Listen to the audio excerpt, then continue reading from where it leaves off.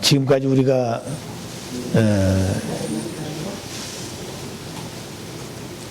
어머님께서 하신 그 말씀을 보게 되면은 많은 우리들 마음에 상처를 남기게 하고, 또 오늘 또 이대왕님께서 하신 말씀 보게 되면 참 한시 어머니께서 50년 동안 아버님을 속였다는 그 말씀을 하셨다고 그러지 않습니까?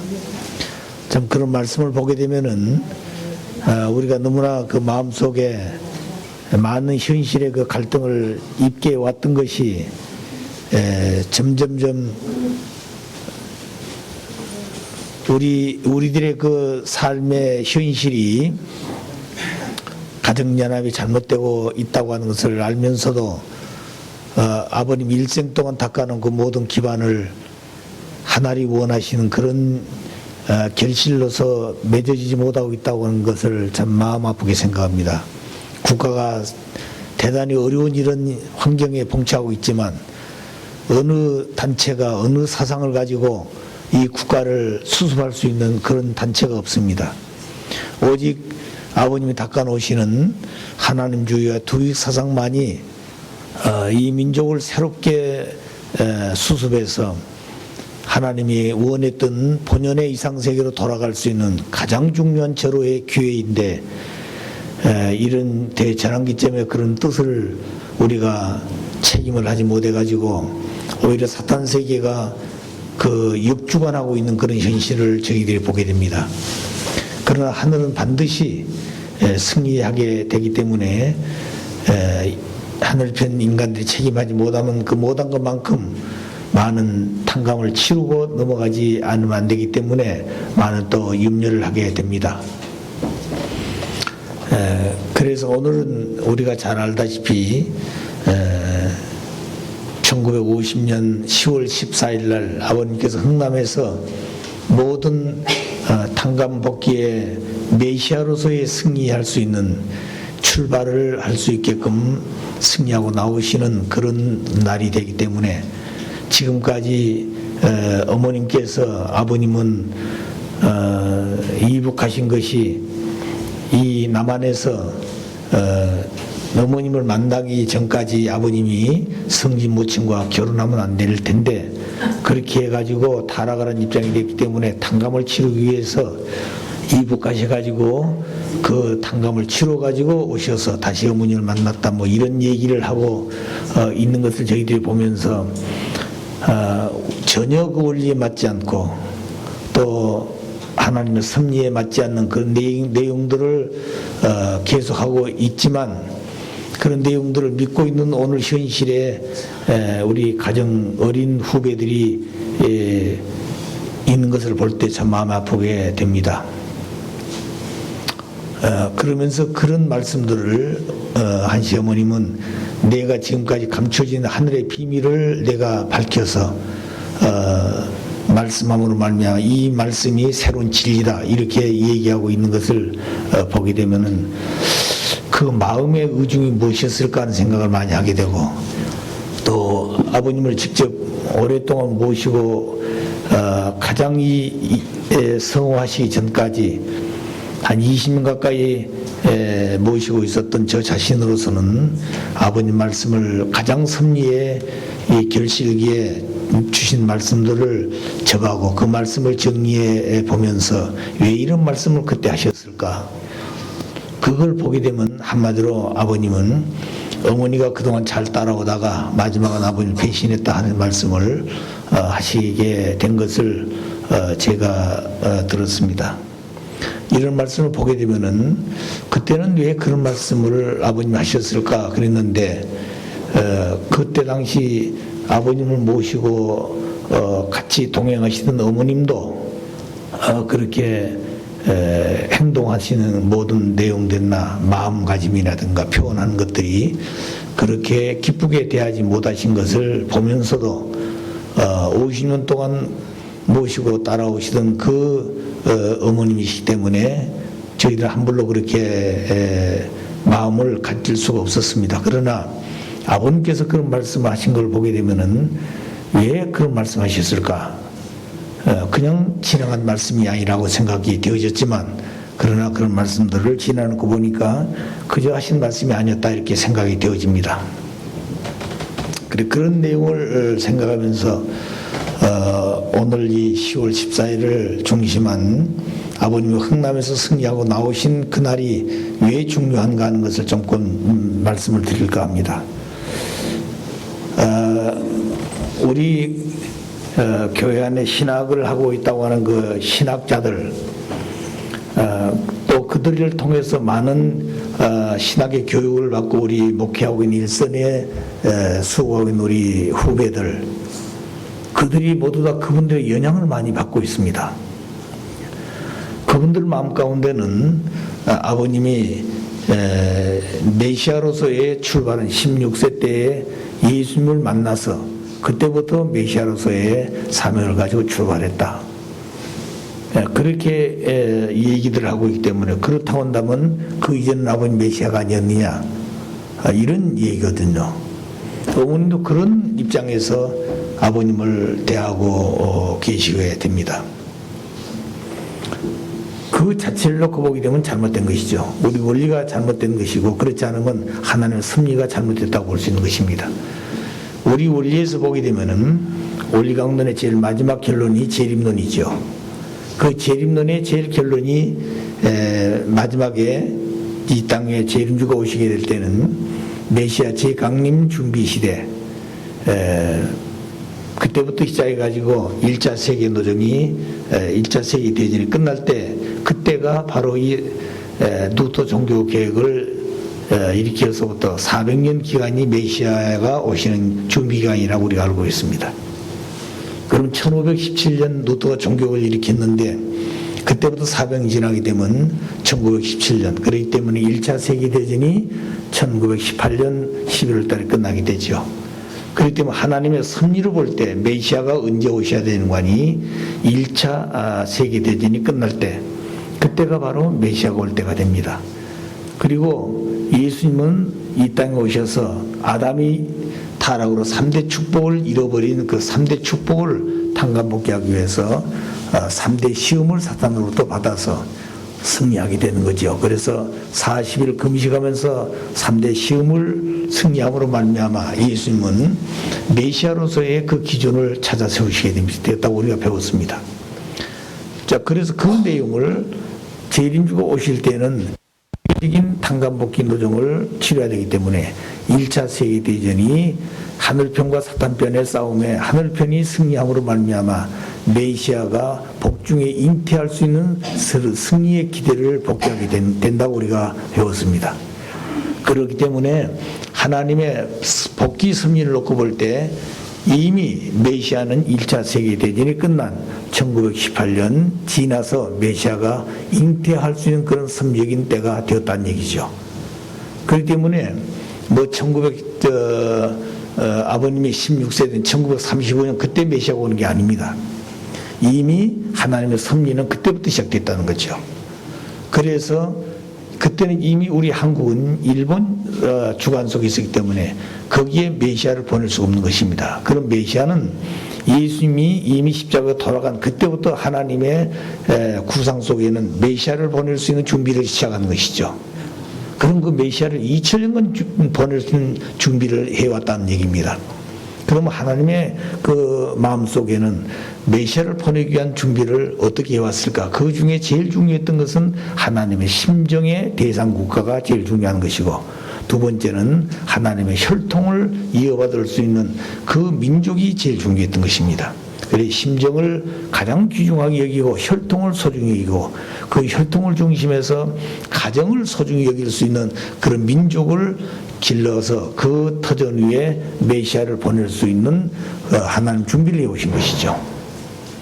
자, 그럼 2000년 동안 그런 준비를 하나님이 해오셨다는 얘기죠. 그래서 그 민족은 수없는 순환을 겪을 겁니다.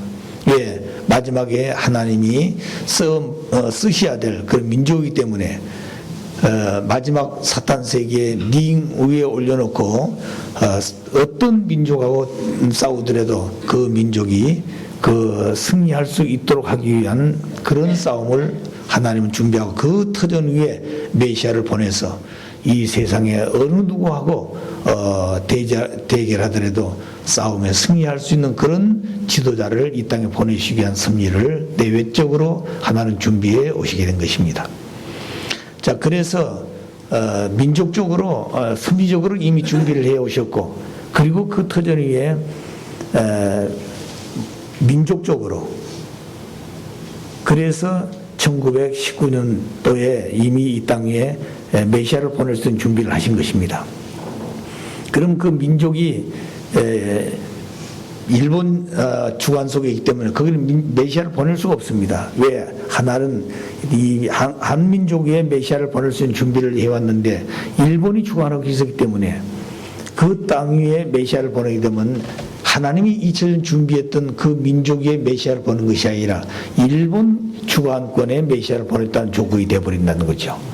그렇기 때문에 하나는 그 준비해왔던 그런 섭리적인 민족 위에 메시아를 보냈다는 조건을 세우기 위해서 잠시나마 그 주권과 백성과 국토를 잃어버렸던 대한민국을 찾을 수 있는 그 기대를 다시 준비하는 것입니다. 그것이 3.1운동이에요. 그래서 여러분이 잘 알다시피 1919년 원래 2월 8일 날 일본에서 유학생들 중심해 가지고 2.28 독립운동을 원래 시작했던 것입니다. 그런데 거기서 실패해요.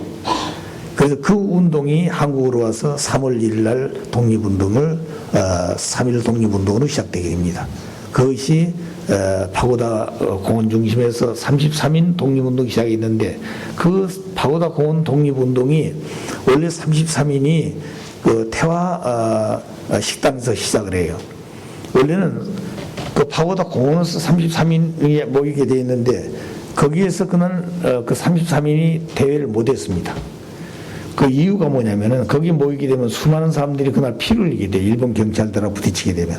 그래서 그들은 그 옆에 있는 태화 식당에서 모이게 되고, 그때 당시 그 장대원가 누가 그 나이가 많은 학생이 있었습니다. 그러니까 만학도지요. 이 만학도가 그날 호에, 다시 말하면 3.1 독립운동한다는 호에 신문이 나왔는데 그걸 지금 찌라시를 붙이고 다녔어요. 그걸 들고 서울역이죠. 그 대합실 거기에 붙이다 보니까 한 100장 정도로 가서 붙였대요. 마지막 붙이다 보니까 마지막 한 장이 남았다, 한 장이. 그리고 그걸 이제 자기가 역사적인 거라 생각해서 딱 이제 구겨 접어가지고 이제 뒷주머니에 담아놓고 이제 다 붙이고 돌아왔다는 거죠. 그래서 난 12시에 왔는데 33인이 한 사람 남보이는 사람 많이 모였는데, 그래서 시간이 되었는데 사람이 안 나타나니까 이 사람이 올라가서 이제 그 독립운동 자기가 한 장 나무 가지고 이제 선언문 낭독했다는 이 사람이. 그래 경찰들은 전부 여기 와 있는데 33인이 안 나타난 거예요. 그 이 사람이 독립선언문들 낭독하고 33인은 대학 그 식당에서 자기들끼리 또 거기서 낭독하고 이렇게 됐습니다. 그때가. 그래서 결국에는 그때 당시 이 33인은 전부 다 기독교인들이고 또 천도교인이고 천주교 이런 종교인들이었습니다. 그리고 남자들이기 때문에 이건 이미 우리가 알다시피 에덴 동산에서 타락할 때 천사장하고 해와가 타락을 했죠. 그 천사장을 대표한 입장이고 예수님의 33세를 대표하는 그런 33인이 종교를 대표해 가지고 그 입장을 대표하게 됩니다. 그때부터 이제 국가에서는 모든 기와이라든가 학당 이런 모든 전체를 이제 탄압하기 시작해서 이화학당도 결국 탄압을 해 문을 닫게 됩니다. 이때 이화학당에 다닌 16세 어린 소녀였던 유한숙이도 고향으로 돌아가게 되죠. 그때 이 소녀는 자기 고향 가서 독립운동할 것을 결심하고 밤에는 이불을 왜냐면 밤에 이제 불 켜놓으면 안 되니까 밤에 이불을 둘러쓰고 안에서 태극기를 그리고 밤에 산길로 다니면서 4개 군인가 면인가 다니면서 태극기를 나누겠다 했지만 이렇게 해서 한 달 이후에 아오장터에서 독립운동을 다시 선하게 됩니다. 그때가 음력으로 3월 1일입니다. 그래서 양력 3월 1일은 남자들이, 음력 3월 1일은 그 유관수 중심해 가지고 나우당터에서 하게 됩니다. 그러니까 양력, 음력을 중심해서 3월 1일을 중심해서 완전 하늘편 입장에서 주권도 백성도 국토도 찾아 세웠다는 조건을 세우게 된 거죠. 그런 터전 위에서 3월 1일 날을 중심해서 하나는 이 땅에 메시아의 잉태를 결정하는 조건을 세우게 됩니다. 자, 그러므로 그때부터 이 대한민국의 어느 한 여인의 복중에 하나리 그 혈통을 쭉 준비해 와가지고 그 가문에 한 여인의 복중에 메시아를 잉태하게 된 것이죠. 그렇게 하면 그때부터 3월 1일부터 시작이 된 10달이 지나게 되면 1920년 1월쯤 메시아는 이 땅에 탄생하게 되신 것입니다. 그래서 하나님은 지극히 과학적이고 수리적이기 때문에 그냥 우리가 볼 때는 끼워 맞힌 것처럼 하는 것 같지만 그렇게 하나님의 섭리는 구체적입니다. 우리가 복귀 섭리를 보게 되면 아주 구체적이죠. 우리가 시대성 섭리를 보게 되면 아주 구체적이지 않습니까? 왜 그러냐면 하나님은 이미 창조 자체가 수리적이고 원리적입니다. 그런데 그 타락 자체가 그걸 잃어버리기 때문에 다시 복귀는 그걸 다시 반복되어 가기 때문에 그렇습니다. 자, 그렇기 때문에 아버님의 이 땅의 탄생은 그저 오신 것이 아니라 이미 그런 구체적인 섭리의 계획 속에서 오신 것이에요. 그래서 1920년은 이미 이 땅 위에 메시아가 탄생하신 것입니다. 그런데 그 메시아는 원죄가 없이 오시는 것이에요. 그래서 메시아는 어떤 분이 어떤 조건을 가진 첫째는 원죄가 없이 오시는 것이죠. 그 원죄 없이 오신 분은 딱 두 분입니다. 예수님하고 제일 메시아로 오신 참 아버님께 원죄가 없으신 두 분이에요. 그리고 그 메시아는 반드시 하나님의 참된 혈통을 가지고 오신 것입니다. 그리고 그분이 하셔야 될 책임문답은 뭐냐면은 반드시 하나님이 창조하시던 그 원리를 찾아 세우셔야 돼요. 아담이 타락으로 말미암아 원리를 잃어버렸습니다. 그래서 무지로 떨어졌기 때문에 그걸 다시 하나님이 찾아줄 수가 없어요. 그래서 후 아담으로 오신 예수님 그걸 찾았는데 그 내용을 찾아서 원리를 논리적으로 세워놓지를 못했습니다. 왜? 그때 당시 모든 종교가 또 이스라엘 민족의 선민이 예수를 받들고 모시지 못했습니다. 또 택함받은 사가랴 가정 또 요셉 가정이 그렇게 받들지를 못했습니다. 그래 결국에는 그런 환경 속에서 진리를 찾아서 정리를 못했다고 보는 것이죠. 또 그때 당시는 그렇게 할 수밖에 없어서라 보는 것입니다. 자, 그런데 이제 아버님은 그런 입장을 다시 다 탕감복귀를 해야 되는 것이죠. 자, 벌써 인간의 신념과 지능이 발달했고 거기에 따라서 진리가 확실히 세우지 않냐면 이 땅에 있는 인간들이 그 아버님을 메시아로 믿지는 못합니다. 예수님은 그런 진리를 찾아 세우지 못하기 때문에 마지막엔 당신 자체가 내가 메시아다, 내가 하나님 아들이다, 하나님 나의 아버지다, 이 내용을 선포가 나기 때문에 결국에 십자가의 길을 가게 되지 않습니까? 그런데 아버님은 말씀을 선포했거든요. 원리를 선포했거든요. 기독교인들이 성서 중심에서 주님을 기다리기 때문에 성서를 바탕으로 한 원리를 세웠습니다. 그래 아버님이 가져오신 원리는 성서가 없어요. 그 원리는 원리 원본이기 때문에 원리 원본에는 성경이라는 말이 없습니다. 그런데 원리 원본을 해설한 거죠. 기독교인들을 중심해서 하나님의 섭리해 왔기 때문에 그 기독교를 중심해서 하나님의 섭리를 이루어야 된 아버님께서는 그들을 전도하고 그들을 복귀해야 되기 때문에 성서를 원리를 중심해서 해설해야 된 겁니다. 또 그리고 그 원리를 아버님 쓴 원리 원본은 다섯 차트로 되어 있습니다만 그 내용을 우리 인간이 읽어도 잘 모릅니다. 왜냐하면 그 말씀은 너무 함축성을 가지고 있어요. 그러니까 예를 들어서 문장 하나를 가지고 우리가 포파해보고 종이 내용을 한 10장을 가지고도 설명을 다 하기 어렵습니다. 그래 그때 당시 아버님은 유엔협회장님하고 그런 논쟁을 많이 했었다고 그럽니다. 유엔협회장 참 머리가 우선 천재였다고 그럽니다. 그래 그 어떤 내용을 가지고 아버님하고 많은 그 논쟁을 하신다는 얘기를 아버님 하신 적이 있어요. 그런데 그 유협회장도 그런 철학을 하시고 성서를 그렇게 좀 능통하게 많이 탐독하시고 그렇기 때문에 그런 얘기를 많이 하셨던 것 같습니다. 그래서 아버님께서 얘기하시다 않으니까 한번 그 내용 한번 써보라 그러셨다는 거예요. 유협회장들아. 그 종교적 한번 너 써봐라. 이 내용을 내가 아는 대로 한번 써봐라. 설명해봐라. 근데 불과 몇 장 쓰고는 못 쓰다는 거죠. 근데 아버님 쓰는데 그건 몇 장이 아니라 10장도 더 쓸 수 있는 그 내용 분량이 있다는 거죠. 그때 이 유협회장이 이제 손을 들었다는 겁니다. 이렇게 방대한 내용이 이 내용 속에 있다는 것을 당신이 그때 아시는 거죠.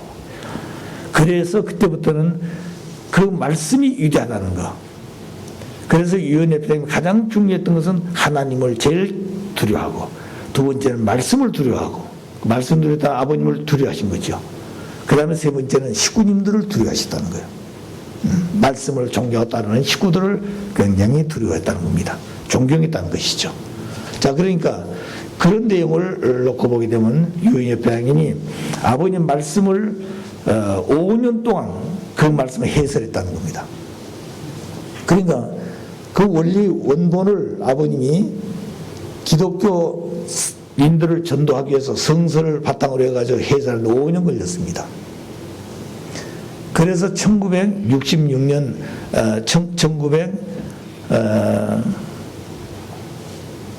1966년도에 원리 해설을 쓰게 된 거지요. 자, 그래 원리 해설을 썼습니다. 이제 그 원리 해설을 써가지고 그 다음에 이 원리 해설을 9년 동안 공부를 하게 됩니다. 그래서 그 원리 해설을 9년 동안 공부해가지고 그 원리 해설을 가지고 이제 식구들 전도하는데 그 원리 해설이 굉장히 시적이고 아주 철학적인 내용이. 그리고 이걸 가지고 이제 그때는 우리 그러니까 50년대 그때만 해도 우리 한국 사람들이 공부한 사람들이 많지 않지 않습니까? 특히 여성분들은 학교도 다 공부를 안 가르치고 그랬으니까.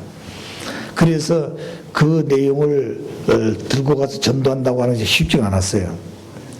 그래서 모든 식구들이 유협회장님 이걸 좀 쉽게 좀 교육할 수 있도록 좀 체계화했으면 좋겠다. 그래가지고 이제 정리해가지고 지금 원리 강론인 것입니다. 그래서 그 원리 강론을 가지고 몇 년 동안 우리가 공부해놓은 거 아니에요? 40년 동안 공부를 했어요. 그래서 2008년 10월 10일부터 원리 본처로는 교육을 하게 된 겁니다. 그래서 아버님께서 하신 말씀이 원리 해설은 소생적인 말씀이고 그 다음에 원리 강론은 창성적이고 원리 본처로는 완성적이라고 그랬습니다.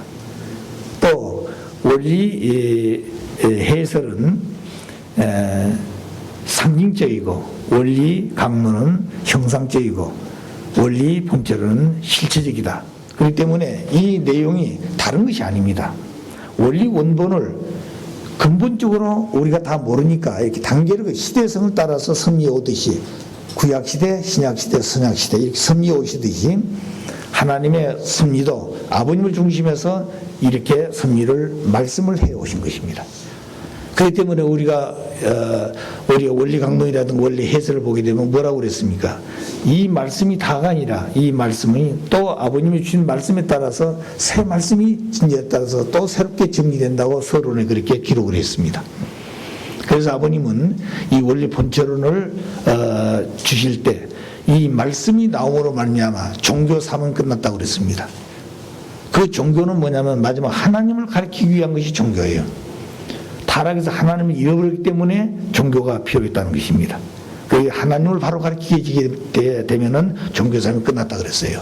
그리고 아담 과정에서 하나님을 잃어버리고 타락을 했기 때문에 가인 아벨을 갈라서 싸움이 왔습니다. 거기서부터 가인적 사상, 아벨적 사상 이런 두 주류의 사상이 대기를 왔기 때문에 마지막에 본처론이 나오게 되면 사상 싸움도 끝이 났다 그랬습니다. 그렇기 때문에 이 원리 본처라는 말이 굉장히 중요한 것이에요. 이 말씀은 마지막 하나님을 바로 가리키는 말씀이 되는 것입니다. 그래서 이 말씀을 하지 아니하면 이 교육을 하지 아니하면 안 되는 것이에요. 그래서 이 원리 본체론은 하나님의 심정세계를 바로 가르쳐줘야 된 거예요. 그래서 이 원리 본체로 가장 중요한 것은 하나님의 심정세계를 꿰뚫고 오늘 모든 존재세계와 우주와 천주세계까지 꿰뚫어서 모든 내용을 밝혀놓아야 되는 것입니다. 자, 그렇기 때문에 그렇지 않고서는 하나님의 모든 창조한 내용을 밝힐 수가 없어요. 그래서 아버님 말씀에 원리 본체는 존재세계의 모든 세계 문제를 해결해야 된다 그랬습니다. 자, 그런 얘기예요. 그래서 이 같은 내용을 메시아가 정리해야 된 거죠. 그런데 그 아버님이 탄생하셔서 그 가문적으로 보게 되면 그런 가문이 되는 겁니다. 그래서 부모님 가문을 보게 되면은 3대가 그렇게 탕감을 치르고 옵니다. 그래서 아버님은 원래 그 할아버지 때 보게 되면 치국님, 그 다음에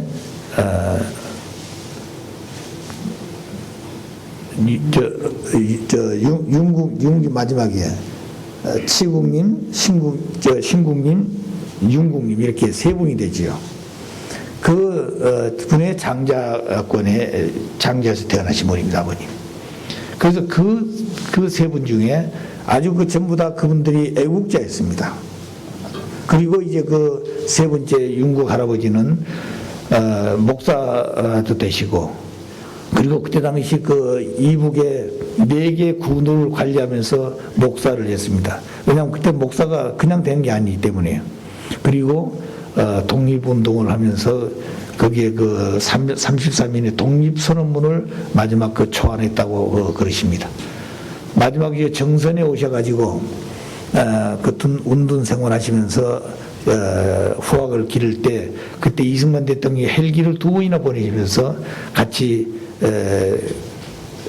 정치하자고 그랬는데 이분이 그렇게 반쪽 나라 가지고는 자기는 정치 안 한다고 2번씩이나 보냈는데 안 갔다는 거예요. 만약 그때 그분이 이승만 대통령 하나 됐다면 아버님 만났었겠죠. 그랬으면은 아버님은 그런 탕감길을 안 치렀을 겁니다. 그때 아버님은 건국 해방돼가지고 건국할 때 5분 중에 건국의 그 지도자 가운데 한 사람이 되었어요, 아버님이. 그 목사들이 4사람, 아버님도 그렇게 성직자니까 5분인데 그 중에 이제 아버님이 이제 2사람은 3분의 5분의 3만 되면 이제 되는데 그렇게 되게 돼 있었다는 거죠. 근데 어떻게 해서 한 사람이 저쪽으로 넘어가지고 결국 아버님을 축출했다는 거죠, 거기서. 이렇게 해가지고 아버님이 결국 거기서 쫓겨나게 되는 것입니다. 그 건국의 지도자로서.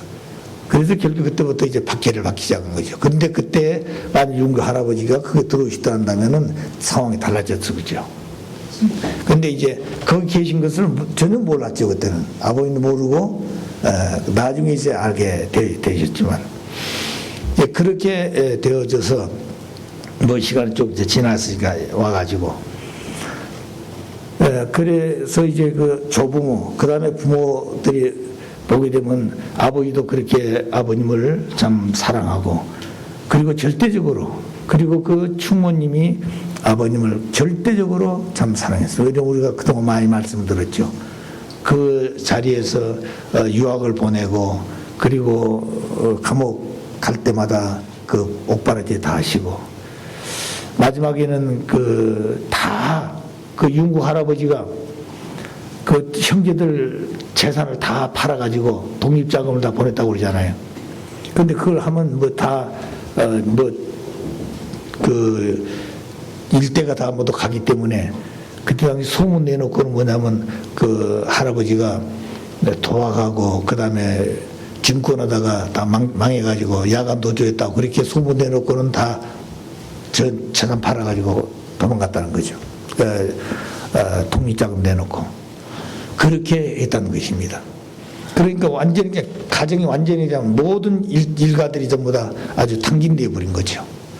그런 자리에 있었는데 마지막 아버님이 이제 옥바라지를 갈 때 나머지 그렇기 때문에 뭐 이쪽 저 친척 다니면서 쌀 조금씩 걷어가지고 이제 미숫가루를 만들고 뭐 이렇게 해가지고 옷도 좀 만들고 그래가지고 이제 매달마다 아버님이 옥바라지를 가서 이제 면회가고 있다고 그러잖아요. 그것도 면회 그냥 가는 게 아니라 갈 때 보통 10군데 이상을 그 증명을 받아야 된대요. 통과하려면. 그러니까 쭉 내려왔다가 서울에 왔다가 다시 가는 이런 과정이 얼마나 어렵습니까? 이렇게 하는 기간을 매월마다 충무님이 그렇게 면회를 다니셨다는 거죠. 그런데 마지막에는 황소 한 마리가 남았었다는 거죠. 그런데 그 황소 한 마리를 남았을 때 이제 그 면회를 마지막에 이제 가야 되겠는데 아무것도 없으니까 그래서 그 충무님이 그때 그 지금 현재 문영현 장로님 계시잖아요. 사중인데 그 이제 같은 한 울타리 안에 그 옆에 이제 세문이 있고 같은 울타리 안에 세문하고 왔다 갔다 하는 집인데 새벽에 그 충무님이 그 동서죠. 그러니까 동서한테 와가지고 그 얘기를 하더라는 거지요. 내가 이제 아들한테 큰애한테 면회를 가야 되겠는데 아무것도 없어서 이 황소를 좀 팔아야 되겠다고. 그런데 팔아버리면 농사를 질 수 없잖아요. 아무것도 없는 거지 지금. 옛날에는 소 없으면 농사를 못 짓는. 그나마 그걸 가지고 이제 남의 땅을 갈아지고 뭘 좀 이렇게 하고 그랬는데 황소가 팔아버리면 아무것도 없는 거지 이제. 그래서 이제 결정하다 모여서 그걸 얘기를 큰아들한테 얘기하는데 그걸 차마 얘기를 못하고 그래서 그 동서한테 얘기해가지고 동서가 그 이제 장남을 불러가지고 그 얘기하도록 이제 얘기했다는 거죠. 그래서 그 심부름을 문영인 장로님이 어리니까 가서 너 형 좀 모시오라 그래가지고 얘기했다는 거예요. 그러니까 이제 이리기만 해서 황소를 팔아야 되겠다 그러니까 아무 소리 않고 있더라는 거예요 형이. 이제 그 팔아보면 이제 아무것도 없으니까 그러더니 해야지요. 우리야 뭐 밖에 있으면 괜찮지만 그렇게 해야 되죠. 그렇게 해서 이제 마지막 그 소를 팔았다는 거예요. 근데 그 얘기를 문영은 장로님이 나중에 아버님께 얘기했었어요. 근데 아버님 그 얘기는 왜 너 이제 그 얘기를 하냐 그러시더라고요. 근데 그때 그 내용을 마지막 가져가서 아버님을 면회를 갔는데 그 앞에 그 충무님이 풍파리 해가지고 그 배를 짜서 이제 옷을 한 벌 만들고 그렇게 미숫가루를 해가지고 갔는데 그 다음에 가니까 그 옷을 입고 나올 줄 알았는데 다 떨어진 그 옷은 누구 주워버리고 다 떨어진 옷을 입고 그 추운 살이 보이고 신발도 고무실장 다 떨어진 질질 끌고 이렇게 오셨는데 너무너무 기가 막히더란 거예요. 그리고 미숫가루 그렇게 해서 가져온 것을 다 그 추운 사람들에게 나눠줘 버리고 그러니까 거기서 그냥 충무님이 통곡을 하면서 벌썩 주저앉았다는 거예요. 그렇잖아요. 기가 막히잖아요. 그렇게 지금 해가지고 왔는데 그러니까 그때 아버님이 그 충무님에게 꾸중하셨대요. 내가 기마무개 아들인 줄 아냐고. 이 아들이 가는 길에 대해서 눈물을 왜 흐르냐고.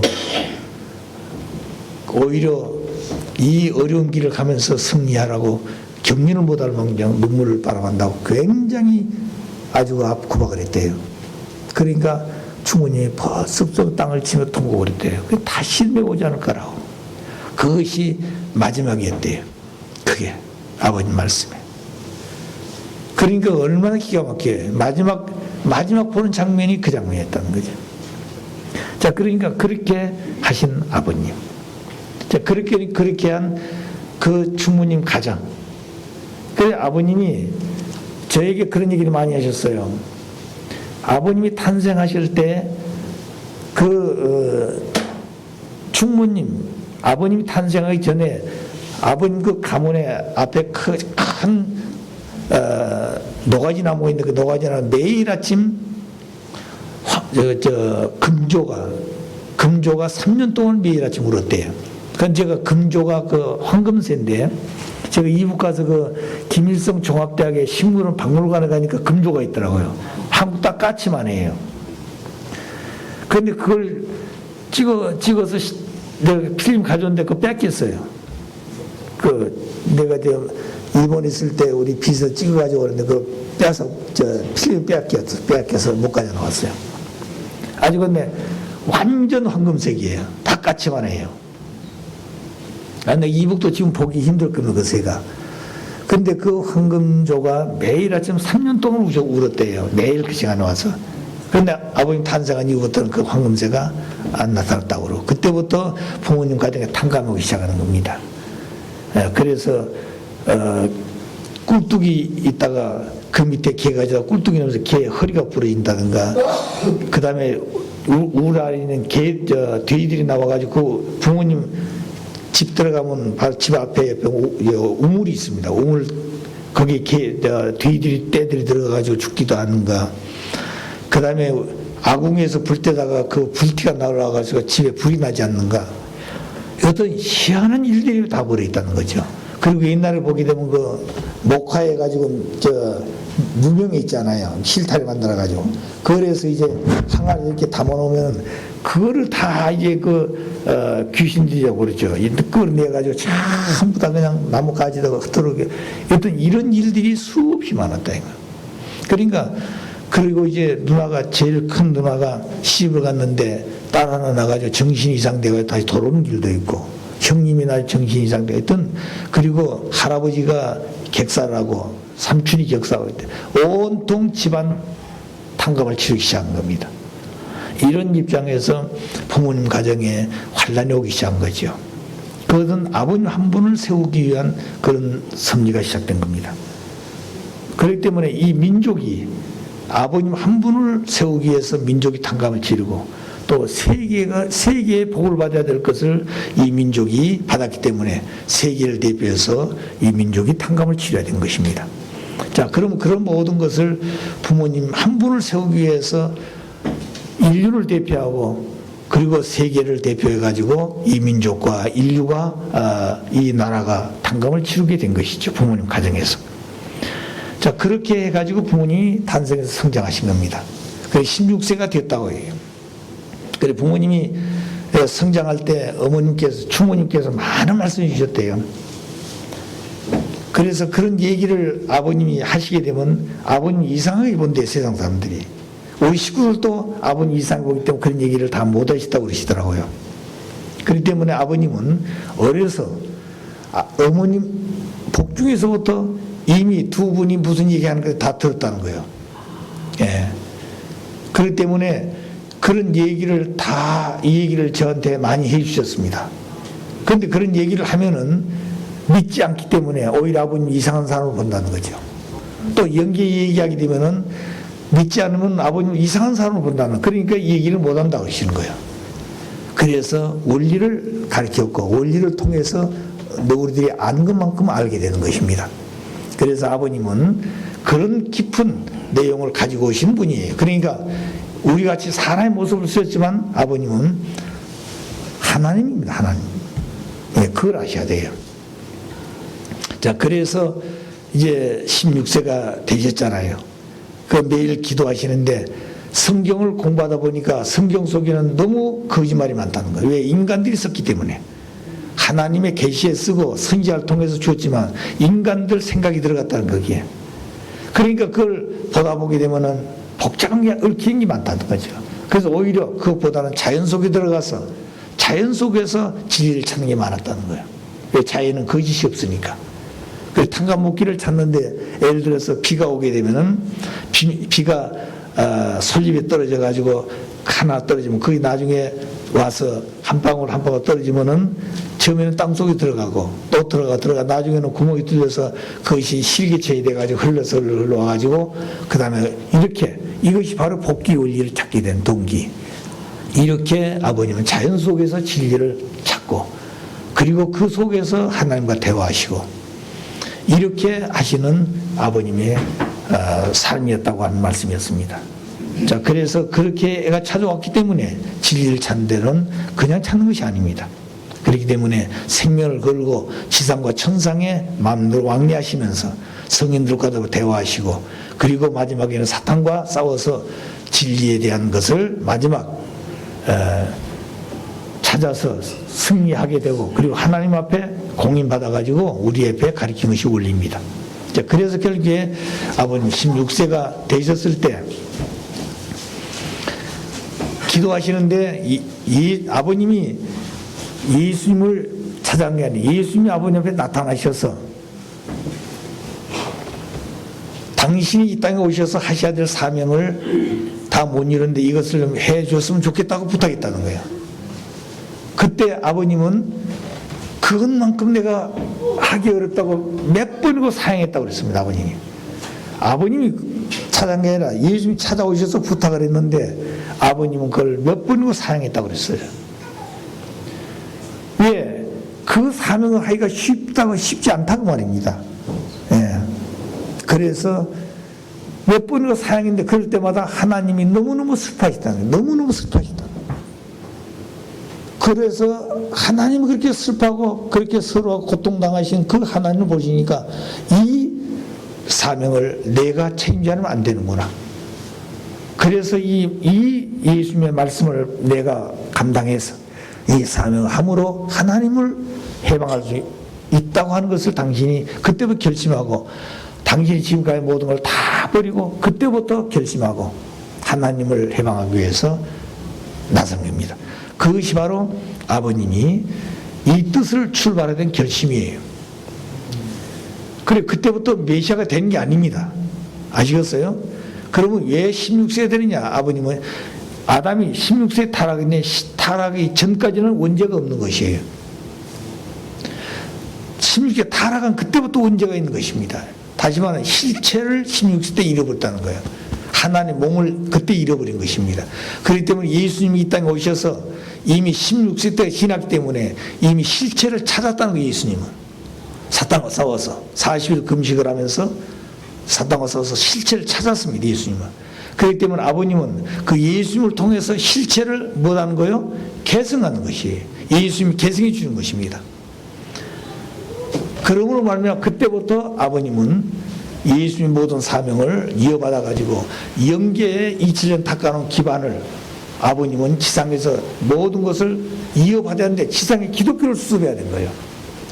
지상에 기독교를 수습하게 되면 예수님이 영계 기독교 모든 전체를 아버님과 함께 일체가 되는 것이죠.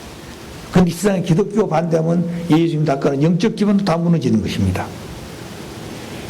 자, 그런 입장이기 때문에 아버님은 그때부터 10년 동안 16세부터 10년 동안의 원리를 찾는 준비하는 것이에요. 그럼과 동시에 그때 아버님은 결심하고 뭐냐면 절대성이라고 하는 절대성이라 왜 아담의 타락이 음란 타락이기 때문에 절대성이라는 표제하고 원리를 10년 동안 찾는 그 준비를 하고 출발하시는 겁니다. 그 10년이에요. 26세까지.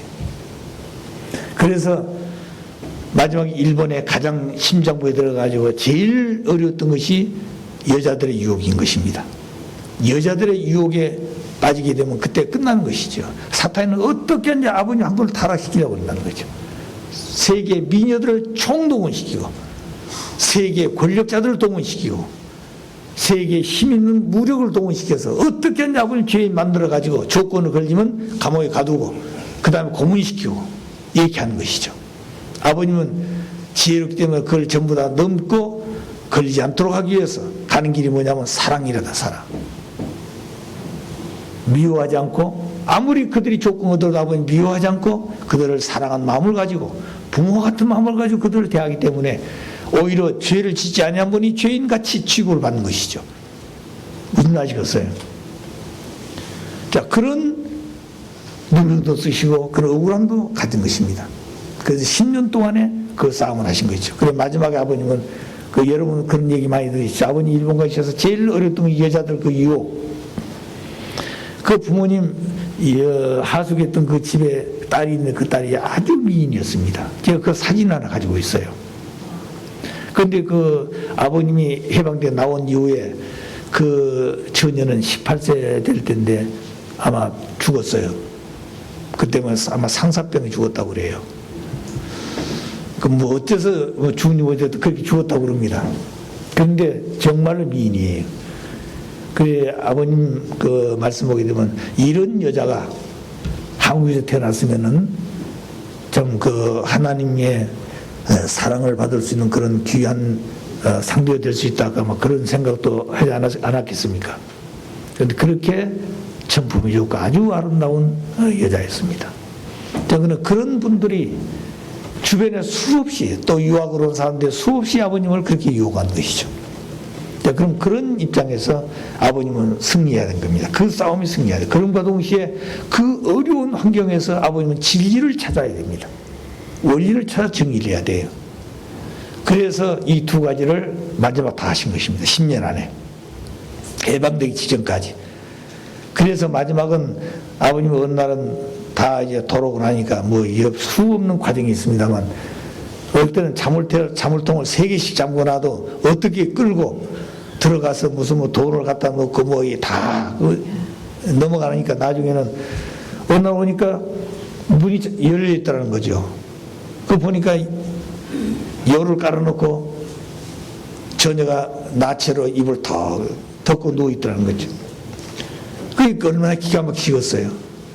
그 유혹하는 거죠. 그건 아버님 직접 하신 말씀입니다. 그래 들어가니까 딱 붙들고 사랑하자는 거죠. 그래 어떻게 해야 되겠습니까? 그러니까 거기에. 그래 아버님은 안 된다고. 그런데 그 여자분들을 마음을 아프게 하게 되면 기분 나쁘 바로 그 옆에가 경찰서가 있었어요. 지금은 경찰이 없습니다만 지금은 돌로 표지석만 해놨습니다. 그 경찰서를. 그러니까 얼핏 하면 아버님 주변에는 경찰들이 비밀경에 따라다녔어요. 사상병으로서. 그러니까 조금만 비밀 무슨 정보관 쪽 아버님은 다시 구속되어 감옥에 가는 겁니다. 그래서 그런 여자들이 제일 무서운 것이죠. 자, 그런데 만약 이 여자가 기분 나쁘면 어떻겠어요? 거짓말 해가지고 못 주고 하게 되면 이거 당장 아버님 가서 이제 고음받고 사경을 또 갈지도 모르죠. 그렇기 때문에 달래는 것입니다. 그런데 속 넘어가지 않는 거예요, 여자가. 그래서 그렇게 설득해도 안 되고 안 되니까 나중에는 여자가 붙들고 5분이면 되는데 왜 그걸 싫어하냐고. 5분이면 되는데 5분도 안 된다는 거예요. 왜 그러냐니까 나는 마지막 그때 아버님이 나는 남자인데 남자 구실을 못한다 그랬대요. 붙들고 5분이면 되는데 왜 안 되냐고 사정하니까. 그래서 마지막은 그 여자가 그러면 한번 보자고 그러는 거죠. 5분이 안 된다고 그러니까 아버님 남자인데 남자 구실 못한다고 그러니까 그래서 그럼 네 마음대로 해보라는 거예요. 그래서 아버님은 그때 마음은 반은 영계가 있었고 반은 지상에 있었다는 거죠. 아버님 표현이 그랬습니다. 자, 그러니까 이제 마지막 싸움하는 거죠. 그래서 이제 그 여자에게 몸을 맡겨놓고 아무리 해봐도 그 여자 마음대로 안 되니까 나중에는 여자가 옷을 입고 죄성하고 경배를 드리고 항복을 굴복을 했다는 거예요. 경배를 드리고요. 그때 하나님께서 하신 말씀이 아버님에게 이 지구상의 모든 여성을 전부 너에게 이제부터 맡기나. 지금까지 모든 인간들은 여자들을 대하면 전부 다 자기들이 다 관리한다면서 다 따먹고 타락시키고 이랬는데 아버님만큼은 그 어떤 여자들을 다 주관할 수고 넘어갔다 이거예요. 그래서 이 지구상 모든 여성 전부 너에게 맡길 때 이제부터 하나님의 아들, 하나님의 딸로서 너희 누이 동생으로서 잘 길러가지고 앞으로 축복시켜서 하나님의 아들, 딸 가정을 만들라고. 그 하나님의 아버님이 축복했다는 거예요. 그때 아버님이 23세입니다. 그래 그때 전 여성을 하나님이 아버님에게 맡긴 그 축복을 받은 그때 한학기 어머님이 탄생하신 것이에요. 그러니까 그런 모든 것들이 그냥 되는 게 아니에요. 자, 그럼 그런 입장에서 아버님이 이제 해방하던 한국 나오시죠. 그 나오셔가지고 1945년 4월 28일 날 성진님하고 결혼식을 합니다. 성진 모친하고. 그러면서 어머님은 성진 모친하고 결혼하면 안 되고 당신 올 때까지 기다리는데 그럼 당신은 그때 탄생하셨는데 어머니 해방돼가지고 6세 때 내려오시는데 아버님 볼 때 벌써 30세가 넘어 30 다 되시잖아요. 그럼 그거 어떻게 되시겠어요? 메시아가 그 대상을 선택할 수 있는 권한이 있는데 그 대상이 메시아를 당신 마음대로 기다린다고 그래야 되는 거예요? 아니죠. 자, 그런데 그건 잘못된 생각이고, 그래서 그때 당시 아버님은 성지 못지않고 결혼식 할 때 그 하나님 허락하시 하신 것이지 아버님 마음대로 하신 게 아닙니다. 왜 그러냐면 결혼식을 하면 성인이 되는 거예요. 성인이. 그러니까 남자가 결혼하기 때문에 성인이 되었다고 말입니다. 그래 아담에가 21세 이상이 되면 결혼하게 되어 있잖아요. 성인이 된다는 얘기죠. 그렇기 때문에 그 성지 모친도 벌써 아버님은 13번째 뭐라고 할까요? 그 결혼할 대상이 중매했을 사람들 왔는데 다 거절했는데 아버님을 중매했을 때는 허락했다는 거예요. 연계 전부 다 그렇게 허락했다는 거죠. 그렇기 때문에 그렇게 성지 모친하고 결혼식 한 겁니다. 그건 하나님 허락해서 한 것이죠. 그렇게 해가지고 그때 마지막에 와서 하나님 앞에 기도했다는 거예요. 머리 다 정리하고 그런 입장에 서서 하나님 이제 모든 걸 다 승리하고 정리를 했습니다.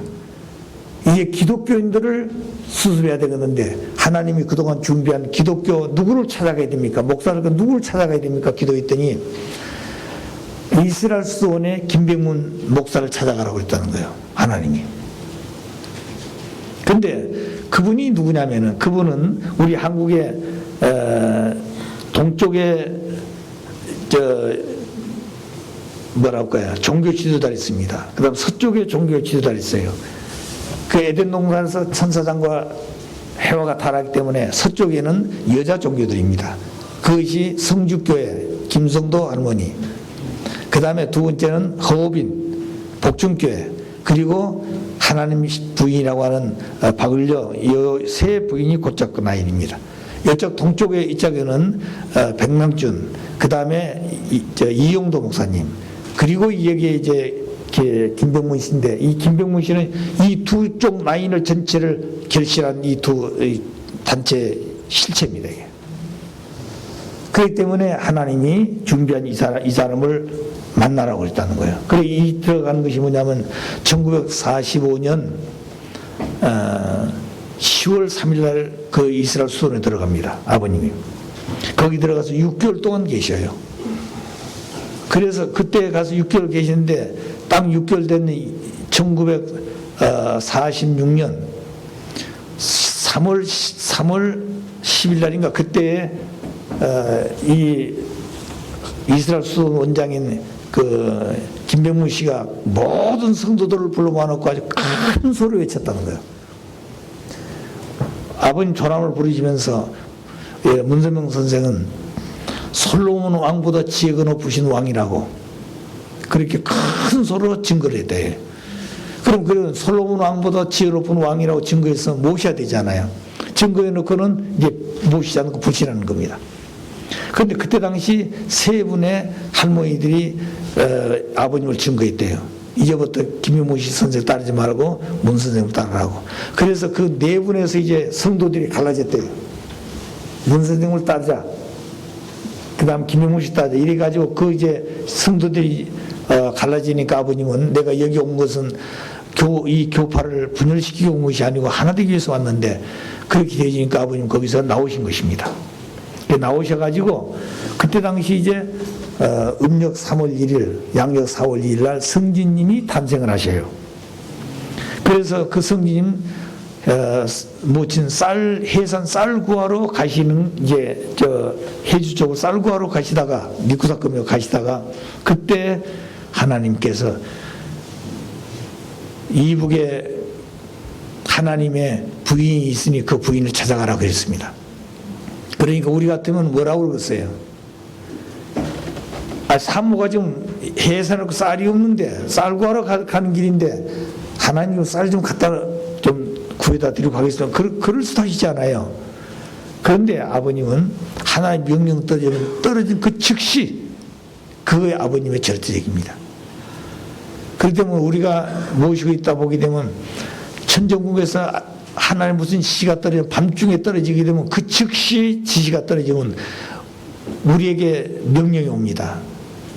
전날에 우리는 그때 그 아침에 샤워하고 옷을 입고 뛰어가기에 바쁜 거예요. 그럼 그때부터 아버님 기다리고 계신 거예요. 우리는 가고 있는데 전화 오면서 왜 빨리 안 오냐고 그렇게 독촉하는 겁니다. 아버님 그렇게 명령이 떨어지면 그 즉시예요. 조금도 지체가 없습니다. 그게 아버님의 삶이에요. 자, 그렇기 때문에 그때 아버님은 그 즉시 성경 하나 들고 북한으로 갑니다. 그 쌍무지기가 인도에서 수련소를 넘는데 열흘간 걸어갔다 그러셨습니다. 그래 가서 평양의 경창리에 그 나치 집안에 그 옛날 계실 때에 그 전도됐던 집입니다. 그 집에 가서 기도하고 있는데 제일 먼저 찾아온 분이 김인주 씨라고 그 누굽니까? 김원별 선생님 고모 되신 분입니다. 그분이 제일 먼저 찾아왔대요. 4일 만에. 물론 그분도 이제 다 연기를 통하신 분이기 때문에. 그리고 이제 두 번째 찾아온 분이 누구냐면 지승도 할머니. 그분은 일찍이 하나님의 계시를 받고 이 땅에 재림주가 한국으로 육신 쓰고 오셨는데 그 재림주의 환상을 이미 다 보고 있었어요. 젊은 청년인데. 그래 그분이 한국으로 오시다고 그러니까 그분이 어떤 분인가 하고 열심히 신하고 있는데 나는 하나님 나타나셔가지고 나오라. 그래가지고 꼴목 해가지고 이제 인도에서 아버님 계신 그 나시 집안으로 인도하신 거예요. 그래 와가지고 문을 열으라 그래. 문을 열으니까 그 젊은 청년이 앉아 계시는데 보니까 일찍이 하나님이 이분이 메시아라고 영상 가르쳐 그분이 앉아 계시거든요. 그러니까 뭐 기가 막힌 거 아닙니까? 그래 그때부터 자기들 교회 나가던 교회 다 안 나가고 이때 모든 그 독실한 신도를 데리고 전부 이쪽으로 모이기 시작한 거예요. 김인주 씨도 그렇고. 그러니까 평양 시인의 독실한 신도들이 한 사람 전부 다 이쪽으로 모이기 시작한 거예요. 남한에서 어떤 젊은 청년이 신령한 집회하기 때 모이기 시작했다는 거예요. 그 모이다 보니까 결국은 기독교 모든 단체들이 이제 반대하기 시작해진 겁니다. 그리고 고발에 결국 아버님은 이제 대동보안소에 끌려가서 이제 감옥 가시게 된 거죠. 그래서 결국에는 혹독한 고문을 받게 된 겁니다. 그래서 남한에서 기독교의 모든 기반을 가했던 김병문 그 이스라엘 수도 거기서 모셨으면은 아버님 이북 갈 필요가 없습니다. 그런데 그 남한의 기독교가 아버님을 불신했기 때문에 남한에서 실패합니다, 기독교. 그래서 이북 가가지고 이북 기독교를 수습하기 위해서 가는 거예요. 그래 갔는데 거기에 가서도 결국 그들이 불신해가지고 감옥에 가게 되는데 감옥에서 누구를 만나는 거 아니? 복중교회 허우빈 집사를 만납니다. 그런데 그 허우빈은 여자이기 때문에 그 남자들이 제자들이 뭐 같이 돌아가기 때문에 아버님이 그 제자되어 있는 그 감옥에 같이 있었어요. 그래서 그 제자들에게 말씀을 전하는데 이 제자들이 듣지를 않아요. 왜? 자기들이 이미 허우빈 복중에 메시아가 있다. 복중에 그 복중교회란 말이 그 말입니다. 허우빈 그 교주의 복중에 메시아가 와 있다는 거죠. 그걸 믿는 겁니다. 자, 그런데 듣지 않으니까 아버님이 빔이 쪽지를 썼다는 거예요. 그 교주에게 직접적으로. 그래서 이 쪽지를 바꿔달라. 이 쪽지를 보낸 자가 누군지 기도를 보고 그리고 모든 것을 부정하고 나가거라. 내가 모든 걸 책임지겠다. 나가서 만나고 쪽지를 보냈는데 이 기도하고 믿고 하면 그 사람 책임인 거예요.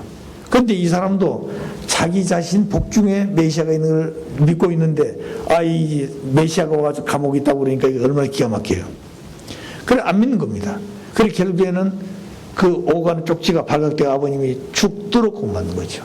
그 이가 부러지고 어떤 사경을 다시 말해 의식을 잃어버리고 다시 소생할 수 없을 정도로 아버님 고문을 받습니다. 그러니까 이 지구상의 온 고문 종류는 다 아버님이 받아요. 그래서 어떤 사경을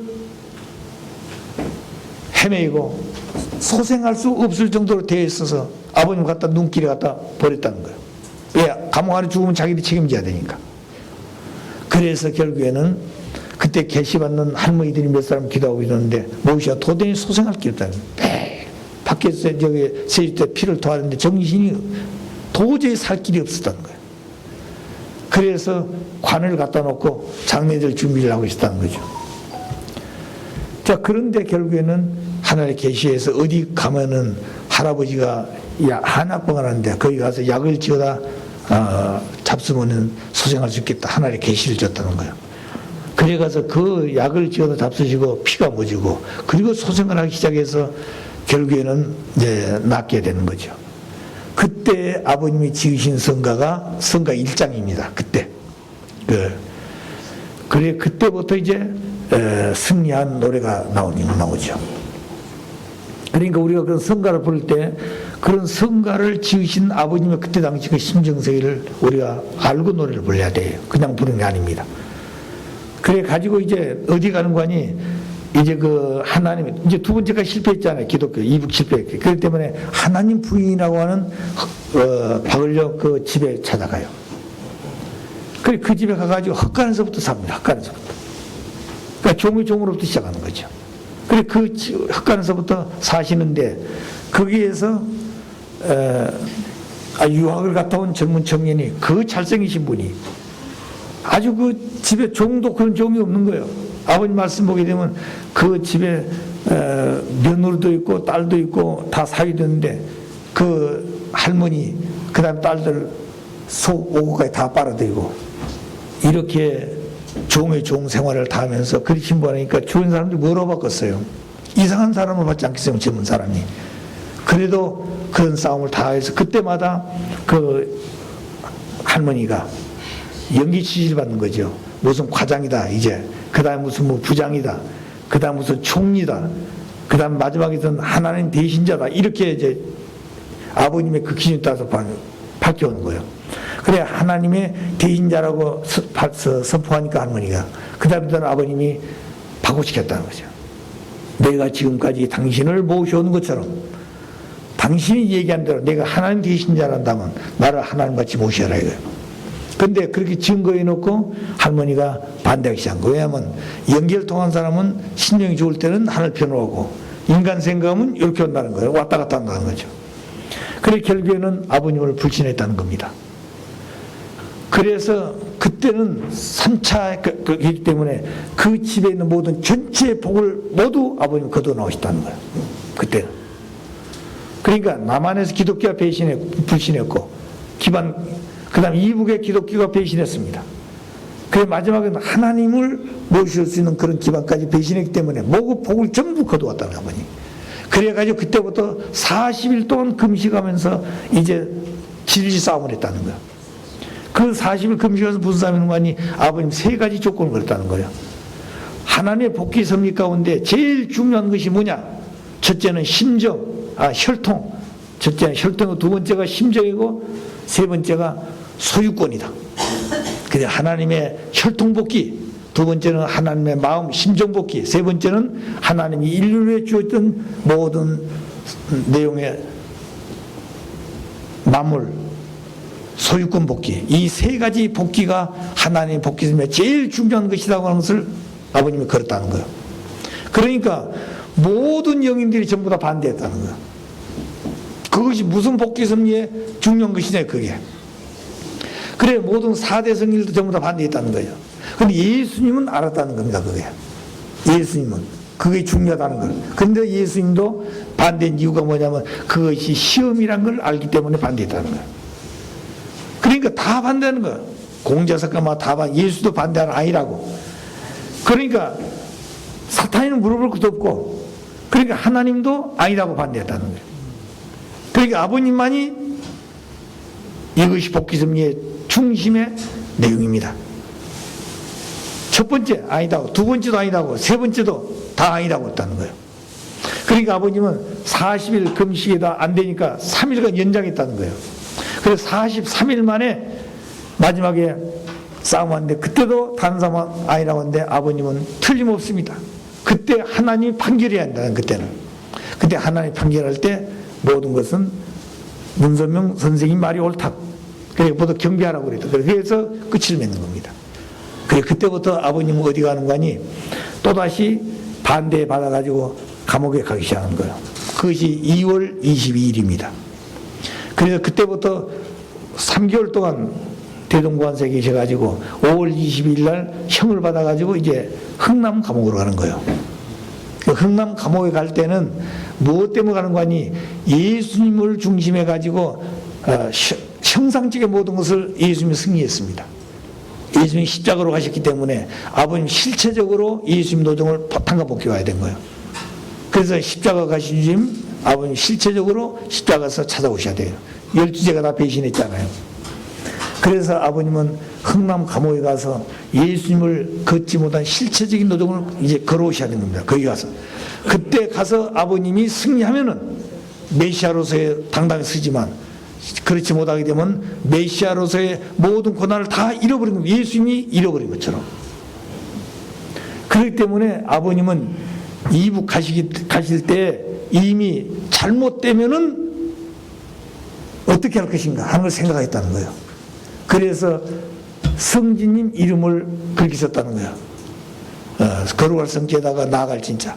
그래서 아버님만 이북가 잘못되면은 그 아들이 아버님 대신 사명을 해야 된다고 이름을 그렇게 지었다는 거예요. 무슨 말 아시겠어요? 그러니까 아버님 벌써 이북 갈 때 생명을 걸고 갔다는 겁니다. 그러니까 도저히 살아올 수 있다는 생각을 못한다는 거죠. 그렇게 준비를 하고 갔습니다. 그것이 바로 마지막에 뭐냐면은 흥남 감옥에 가는 겁니다. 거기 가서 2년 8개월 동안을 싸워 승리해야 됩니다. 그 이유는 뭐냐면 예수님이 메시아로서의 출발하잖아요. 30세 집을 나와가지고 2년 8개월 만에 십자가를 졌습니다. 베드로가 예수를 만나서 2년 8개월 만에 예수를 배신했습니다. 그렇기 때문에 2년 8개월 만에 거기 가서 승리해 오셔야 된 거예요. 제자를 찾아야 되고 죽지 않고 살아남으셔야 된 겁니다. 그런데 그 흥남 감옥은 일제시대에 비료를 쌓았는데 그걸 미처 못 가져가고 해방되기 때문에 그걸 전부 다 가져가야 되는 거예요. 전부 다. 그런데 한 사람이 하루에 130가마니를 담아서 130가지 담아가지고 묶어서 갖다 쏘아야 되는 게 책임 분담이에요. 그걸 못하면 물도 없고 먹는 거 없는 것입니다. 그래서 10사람이 한 조가 되어 1300가마니를 매일 해야 된 거예요. 그걸 하루 못하면 아무것도 없는 거예요. 먹는 것도 없고 물도 없는 겁니다. 그러니까 생각해 보십시오. 하루 이틀도 아니고 기약도 없는 것이에요. 죽지 않으면 살아남을 날이 없는 것이죠. 그런데 아버지 5년 언도를 받아가지고 가시는 거예요. 그래 거기는 사형수들이 죽기 위해서 가는 겁니다. 그거는. 일하다 죽으러 가는 거예요. 거기 가니까 보통 1년에 40%가 죽습니다. 아무리 건강한 사람도 6개월 이상 넘지를 못한다는 거예요. 그런 곳에 아버님 가서 살아남는다는 것을 생각지 못하는 거예요. 그런데 일은 먹는 것은 3분의 1밖에 안 주고 일은 3배 이상을 시키는 거예요. 근데 주먹밥 하나를 주는데 이걸 먹고 살 길이 없는 거예요. 거기서 살아남지를 못한다는 거예요. 그리고 여러분 아버님 말씀 보십시오. 먹다가 죽으면은 그 밥풀 하나 빼서 먹으려고 그냥 서로 싸움을 하고 그렇다고 하잖아요. 입에 들어간 시체 밥풀 하나를 삼키지 못하고 죽으면 그걸 빼서 먹으려고.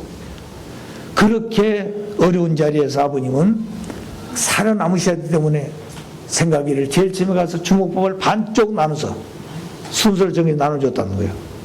생각해 보십시오. 그러니까 당신 생명을 나눠준 것이죠. 2주 동안 그렇게 있다는 거죠.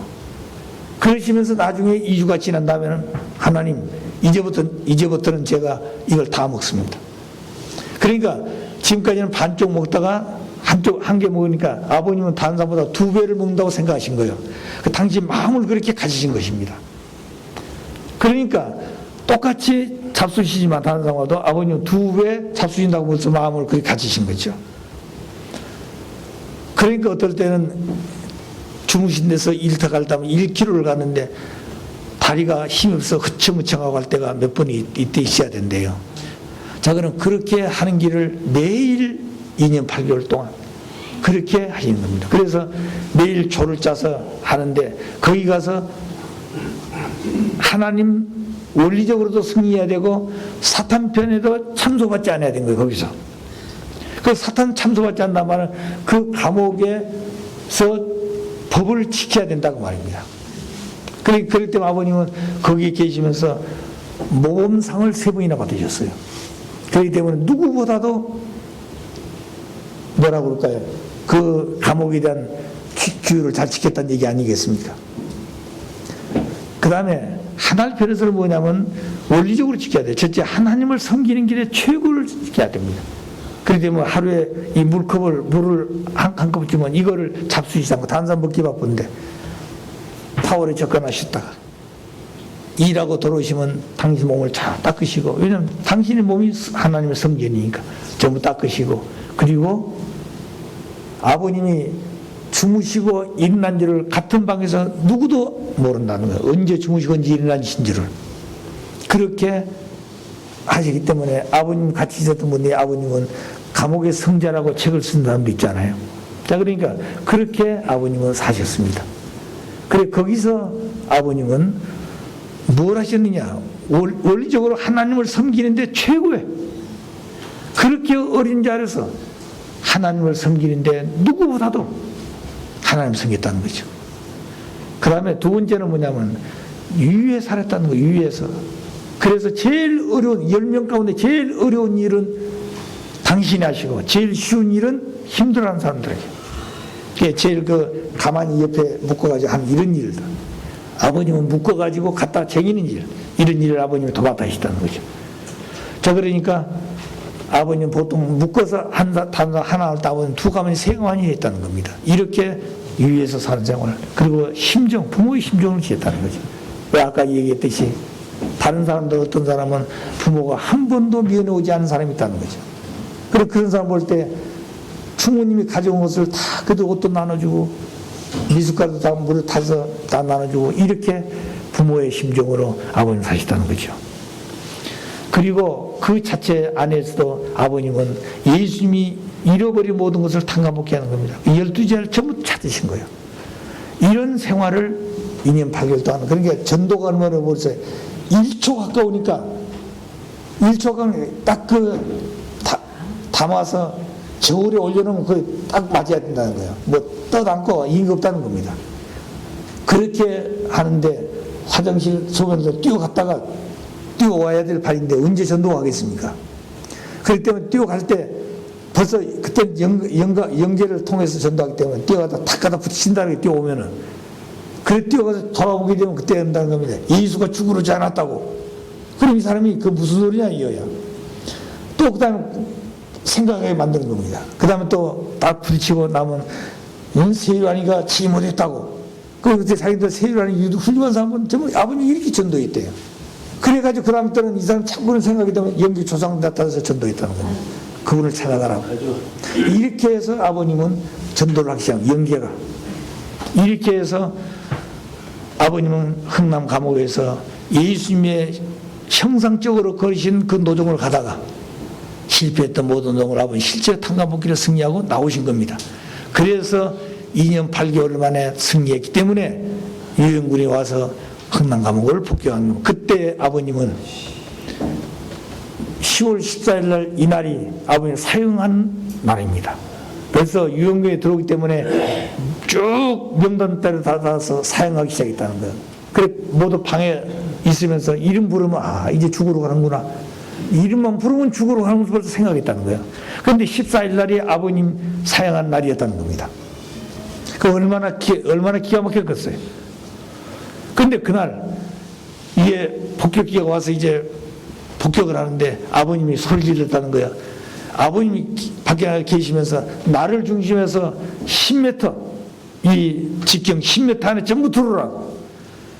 그래 아버님 말씀 믿고 따라서 그 안에 10m 들어온 사람 다 살려고 그저 들어가서 어디 처박혀가지고 고개 처박고 숨어있는 사람 다 죽었다는 거예요. 그래가지고 옥문이 부서져서 뭐 강제로 한 것이 아니라 옥문이 다 부서졌기 때문에 아버님 주위에 있는 사람들이 같이 나오게 된 겁니다. 그때 아버님 나오실 때 딱 한 가지 가지고 나오셨다고 그랬어요. 왜냐하면 아버님 덮고 주무시던 그 소음 이부자리 그 안에 소음 다 빼버리고 그 누더기 같은 옷 암모니아가 닿으면 다 삭지 않아요. 그렇기 때문에 삭으면 또 갖다 붙이고 또 붙이고 이러면 막 두더기 같이 된 게 이 옷 한 벌 이걸 가지고 그냥 수상금 쌓인 것을 말아가지고 그 손뼉을 거기다가 해서 말고 이것을 갖다 어깨에 들러내고 그리고 이걸 하나 가지고 왔다는 거예요. 평양까지. 그래서 오는 길에 정주 옆으로 오십니다. 그 고향을 옆에 두고 돌아오면서 왜 고향 못 들려오지 못하셨어요? 그 예수님의 노동을 그렇기 때문에 못 왔다는 거예요. 예수님 땅에 오셔서 부모의 사랑도 받지 못했고 부모를 사랑해보지도 못했습니다. 형제의 사랑도 받지 못했고 사랑해보지 못했어요. 그런 예수님의 심정세계를 걷고 있는 그 내용이기 때문에 부모의 기다리는 그 고향 옆을 오면서도 못 왔다는 거예요. 그래서 평양에 오셔가지고 40일 동안 있으면서 성가를 2번 짓습니다. 성가 2장을 짓고 마지막에 40일 거기에 흩어진 제자를 다 확인해보고 마지막에 기부사하고 있는 환자 한 분을 피나 먹고 있어요. 그분을 찾아서 자전거에 싣고 내려오기 직전 지은 성가가 성가 3장입니다. 그게 오늘 우리가 부르고 있는 천일국가예요. 그래서 이 성가를 부를 때 아버님이 어떤 마음으로 이 성가를 작사하셨을까 하는 생각을 해야 됩니다. 아시겠어요?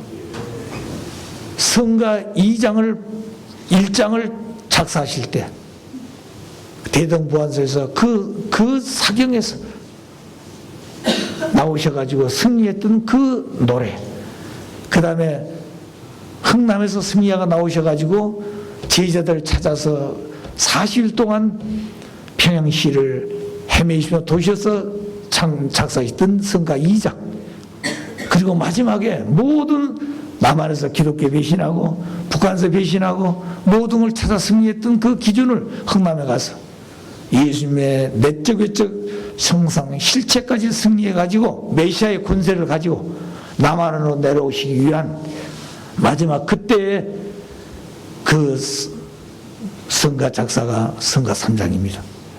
그때 그 내용을 우리가 생각하면서 성가를 불러야 돼요. 그걸 모르면 우리는 아버지 심정세를 잘 모르는 것입니다. 그래서 우리가 천일국가의 그 성가를 만들었는데 그 내용을 오늘 한시어머니 아버지가 성화하시자마자 그걸 다 지워버리고 무슨 뭐랄까요, 무슨 학교 무슨 교과처럼 만들어 버렸잖아요. 우리가 한 국가라 하면 그 국가에 사상이 들어있고 뜻이 들어있어야 하는 것입니다. 천일국가는 하나님의 뜻과 하나님의 사상 이상이 들어있어야 되는 것이에요. 거기는 하나님의 심정이 들어있어야 되는 것이에요. 하나님의 사상이 들어있어야 되는 거예요. 거기는. 그렇기 때문에 이 천일국을 선포하신 아버님의 사상이 들어있어야 되는 겁니다. 그러므로 우리가 천일국가를 부르게 될 때는 그런 눈물을 가지고 심정세계에 사무친 마음으로 이 성가를 불러야 되는 거예요. 그것이 오늘 우리가 알아야 될 10월 14일의 이날인 것입니다. 그래서 이 10월 14일은 참으로 귀한 날이에요. 그래서 우리가 7월 달은 하나님 섭리자에서의 아주 고통의 날입니다. 7월 4일은 서대문에 들어가신 날이죠. 7월 20일은 덴버리 가신 날이죠. 그렇기 때문에 1990년 7월 1일 날은 하나님의 영원한 축복 날로서 딱 못을 박아놨습니다. 7일절로서. 그래서 그때부터 7월 1일 날은 칠수는 가정수 아닙니까? 그렇기 때문에 7월 1일 그때부터는 하나님이 사탄이 침묵 못하는 거예요. 자, 그리고 10월 달은 해방의 달이라고 그랬잖아요. 그 10월 4일 날 수대문에서 나오시고 그 다음에 10월 14일 날도 흥남에서 나오시게 됩니다. 이 모든 것들이 아버님의 섭리에 탕감을 치르고 가셔야 될 내용인데 그저 한시 어머니가 얘기한 대로 당신이 생각하시는 그런 아버지가 아니다 그 말입니다. 아시겠어요? 자, 그렇기 때문에 오늘 이날은 그런 의미에서 시간이 많이 갔습니다만 심정적으로 이날을 깊이 기리면서 아버지의 심정과 같은 마음을 가지고 우리가 가지 않으면 안 된다고 생각이 되어집니다. 자, 고맙습니다.